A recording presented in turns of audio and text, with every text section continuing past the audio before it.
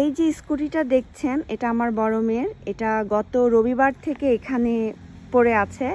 রবিবারে যখন আমরা বের হয়েছিলাম, তারপর আমার মেয়ে এখানে বাচ্চাদের রুমে খেলা করেছিল। খেলতে খেলতে সে এতটাই ভুলে গিয়েছিল, সাথে আমি নিজেও ভুলে গিয়েছিলাম যে এটাকে এখান থেকে নিতে হবে, আর নেইনি।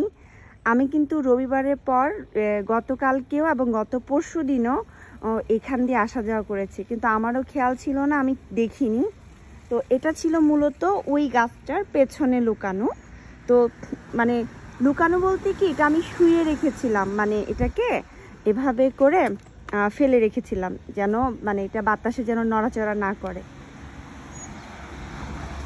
তো এটা যেটা হলো, তো এখন এটাকে এভাবে রেখেছে যাতে ইজিলি চোখে পড়ে। তা আমি আজকে এই দিক থেকে আসার সময়, যে এই রোডটা হচ্ছে আমার বাসার রোড থেকে যেদিক দিয়ে যাওয়ার সময় দেখলাম যে আরে এটা তো আমার মেয়ের।